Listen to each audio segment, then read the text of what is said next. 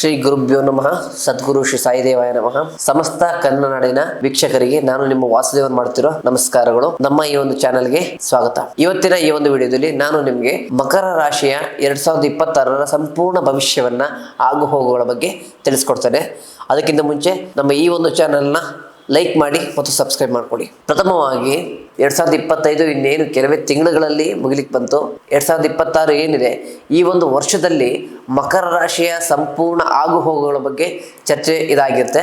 ಈ ಒಂದು ಚರ್ಚೆಯಲ್ಲಿ ಗುರು ಮತ್ತು ಶನಿ ಗ್ರಹವು ಈ ಒಂದು ರಾಶಿಗೆ ಆಧಿಪತ್ಯ ಸಾಧಿಸುವಂಥ ವ್ಯವಸ್ಥೆ ಈ ಒಂದು ವರ್ಷದಲ್ಲಿ ಬರುತ್ತೆ.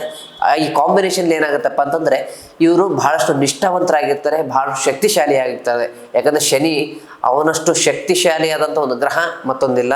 ಮತ್ತು ಗುರು ಎಲ್ಲದಕ್ಕೂ ಶುಭದಾಯಕ ಅಂತ ಹೇಳಲಿಕ್ಕೆ ಬಯಸ್ತಾನೆ. ಈ ಒಂದು ವಿಚಾರ ಆಗಿರುತ್ತೆ.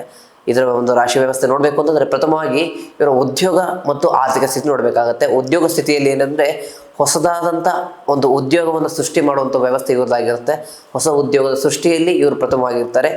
ಹೊಸ ಉದ್ಯೋಗವನ್ನು ಆರಂಭ ಮಾಡಿದಾಗ ಒಂದು ಒಳ್ಳೆಯ ಲಾಭವನ್ನು ಕೂಡ ಗಳಿಸುವಂಥ ವಿಚಾರ ಇದೆ. ಮತ್ತು ಪಾರ್ಟ್ನರ್ಶಿಪ್ನಲ್ಲಿ ನೀವೇನಾದರೂ ಹೂಡಿಕೆ ಮಾಡಬೇಕು ಅಥವಾ ಕೆಲಸ ಮಾಡಬೇಕು ಅಥವಾ ಮುಂದುವರಿಬೇಕು ಅಂತಿದ್ರೆ ಅದನ್ನು ಮಾಡಲಿಕ್ಕೆ ಹೋಗಬೇಡಿ. ಯಾಕಂದರೆ ನಿಮಗೆ ನಿಮ್ಮ ರಾಶಿಯಲ್ಲಿ ಹಂಚಿ ವ್ಯವಸ್ಥೆ ಮಾಡುವಂಥ ವ್ಯವಸ್ಥೆ ನಿಮಗಿಲ್ಲ. ತದನಂತರದಲ್ಲಿ ನಿಮ್ಮ ಒಂದು ಹಳೆಯ ಯಾವುದರ ಒಂದು ಕೆಲಸ ಕಾರ್ಯ ಪೆಂಡಿಂಗ್ ಇತ್ತು, ಅದು ಯಾವುದೋ ಫೈಲ್ಸ್ ಮೂವ್ ಆಗಬೇಕಿತ್ತು, ಯಾವ ಟೆಂಡರ್ ಸ್ಯಾಂಕ್ಷನ್ ಆಗಬೇಕಿತ್ತು ಅಂತ ಅನ್ನೋದಾದರೆ ಈ ವರ್ಷದಲ್ಲಿ ಅದೆಲ್ಲವೂ ಕೂಡ ಸಫಲವಾಗುತ್ತೆ. ಯಾವುದೇ ಸಮಸ್ಯೆಗಳು ಇರೋದಿಲ್ಲ. ಆರ್ಥಿಕ ಸ್ಥಿತಿ ನೋಡಬೇಕಾದ್ರೆ ಹಳೆಯ ಹೂಡಿಕೆಗಳಲ್ಲಿ ಲಾಭವನ್ನು ಕಾಣ್ತೀರಾ, ಹಳೆಯ ಒಂದು ವಿಚಾರದಲ್ಲಿ ಇನ್ವೆಸ್ಟ್ಮೆಂಟ್ಗಳಲ್ಲಿ ಒಂದು ಲಾಭವನ್ನು ಕಾಣ್ತೀರಾ. ತದನಂತರದಲ್ಲಿ ಹೊಸದಾಗಿ ಇನ್ವೆಸ್ಟ್ ಮಾಡಬೇಕು, ಏನೋ ಉಪಯೋಗ ಮಾಡಬೇಕು ಅಥವಾ ಆಸ್ತಿ ಖರೀದಿ ಮಾಡಬೇಕು ಅಂದರೆ ಈ ವರ್ಷ ಬಹಳ ಸೂಕ್ತವಾಗಿದೆ. ನಿಮ್ಮ ಒಂದು ವಿಚಾರವನ್ನು ಗಮನಿಸ್ಕೊಂಡು, ಆದಾಯದ ಮೂಲವನ್ನು ಗಮನಿಸ್ಕೊಂಡು ನೋಡಿಕೊಂಡು ನೀವು ವಿಚಾರ ಮಾಡಿದ್ದೇ ಆದರೆ ಯಾವುದೇ ರೀತಿಯ ಒಂದು ನಷ್ಟವನ್ನು ನೀವು ಪಡೆಯುವಂಥ ವಿಚಾರ ಇರೋದಿಲ್ಲ. ಲಾಭದಾಯಕ ವ್ಯವಸ್ಥೆನ ಗಳಿಸ್ತೀರ. ತದನಂತರದಲ್ಲಿ ಕುಟುಂಬ ಮತ್ತು ಪ್ರೇಮ ವಿಚಾರಕ್ಕೆ ಬಂತು ಅಂತಂದರೆ, ಕುಟುಂಬದಲ್ಲಿ ಹೊಸ ವ್ಯಕ್ತಿಗಳ ಆಗಮನ ಆಗುವಂಥ ಒಂದು ನಿರೀಕ್ಷೆ ನೀವು ಇಟ್ಕೋಬೋದು. ತದನಂತರದಲ್ಲಿ ಹೊಸ ವಾಹನದ ಖರೀದಿಯನ್ನು ಕೂಡ ನಿಮ್ಮ ಮನೆಗೋಸ್ಕರ ನೀವು ಮಾಡ್ತೀರಾ ಈ ವರ್ಷದಲ್ಲಿ. ತದನಂತರದಲ್ಲಿ ಪ್ರೇಮ ವಿಚಾರ ಅಂತ ಬಂದರೆ, ಪ್ರೇಮ ವಿಚಾರದಲ್ಲಿ ಪ್ರೀತಿಸ್ತಿರೋ ಗಂಡು ಹೆಣ್ಣಾಗ್ಬೋದು, ಆಯಿತಾ, ಹುಡುಗ ಹುಡುಗಿ ಆಗ್ಬೋದು, ಈಗ ಮದುವೆ ಆಗಬೇಕು ಅಂತ ಇರೋಂಥ ವ್ಯಕ್ತಿಗಳಾಗ್ಬೋದು. ಇವರಿಬ್ಬರ ನಡುವೆ ಸಾಮರಸ್ಯ ಹೆಚ್ಚಾಗುತ್ತೆ, ಗೊಂದಲಗಳಿರೋದಿಲ್ಲ.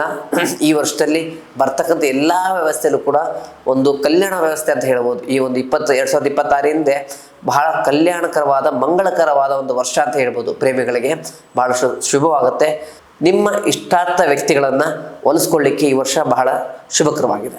ನಂತರ ಆರೋಗ್ಯದ ವಿಚಾರ ನೋಡಬೇಕು ಅಂತಂದರೆ, ಆರೋಗ್ಯದ ವಿಚಾರದಲ್ಲಿ ಮನೆಯಲ್ಲಿ ಇರ್ತಕ್ಕಂತಹ ಹೆಣ್ಣು ಮಕ್ಕಳಿಗೆ, ತಾಯಿಯವರಿಗೆ, ಅಕ್ಕ ತಂಗಿ ಹೆಂಡತಿ ಮಕ್ಕಳು ಇವರಿಗೆ ಏನಿದೆ ಸ್ವಲ್ಪ ಆರೋಗ್ಯದಲ್ಲಿ ಏರುಪೇರಾಗೋದು ಸಹಜ ಆಗುತ್ತೆ. ಆ ಸಮಯದಲ್ಲಿ ಧೃತಿಗೆಡದೆ ಅವರ ಬೆನ್ನೆಲುಬಾಗಿ ನಿಂತ್ಕೊಂಡು ಅವರಿಗೆ ಸಹಾಯ ವ್ಯವಸ್ಥೆಗಳನ್ನ ಮಾಡಿಕೊಂಡು ಅವರ ವಿಚಾರವನ್ನು ಸ್ವಲ್ಪ ಗಮನಿಸ್ಕೊಂಡು ಆರೋಗ್ಯದ ಕಡೆ ದೃಷ್ಟಿ ಕೊಟ್ಟರೆ ಬಹಳ ಒಳ್ಳೆಯದಾಗುತ್ತೆ. ಬೇರೆ ಏನು ಸಮಸ್ಯೆ ಅಂತಕ್ಕಂಥ ವಿಚಾರ ಇಲ್ಲ, ಇಷ್ಟು ಇವರ ವಿಚಾರ ಆಗಿರುತ್ತೆ. ಇವರಿಗೆ ಉಪಾಯ ಮಾರ್ಗ ಅಂತ ಹೇಳೋದಾದರೆ, ಪ್ರತಿ ಬುಧವಾರ ಗಣೇಶನಿಗೆ ಅಥವಾ ವಿಷ್ಣು ದೇವರಿಗೆ ನೀವು ಒಂದು ಹೂವಿನ ಮಾಲೆಯನ್ನು ಅಥವಾ ಬಡವರಿಗೆ ಹಸಿರು ತರಕಾರಿಯನ್ನು ದಾನ ಮಾಡೋದ್ರ ಮೂಲಕ ನಿಮ್ಮ ಎಲ್ಲ ಸಮಸ್ಯೆಗಳನ್ನು ಮುಂದೂಡ್ಬೋದು. ಅಂದರೆ ಸಮಸ್ಯೆಗಳಿಗೆ ಮುಂದೂಡೋದು ಅಂದರೆ ಯಾವ ರೀತಿಯಲ್ಲಿ ಅಂದರೆ, ಸಮಸ್ಯೆ ಬರ್ದಿರತ್ತರೂ ಕೂಡ ಮಾಡ್ಕೋಬೋದು ಅನ್ನೋ ವಿಚಾರವನ್ನು ತಿಳಿಸ್ಬೋದು. ಒಟ್ಟಾರೆಯಾಗಿ ಇದಾಗಿತ್ತು ಈ 2026ರ ಮಕರ ರಾಶಿಯ ಸಂಪೂರ್ಣ ಭವಿಷ್ಯ. ಮುಂದಿನ ವಿಡಿಯೋದಲ್ಲಿ ಸಿಗೋಣ.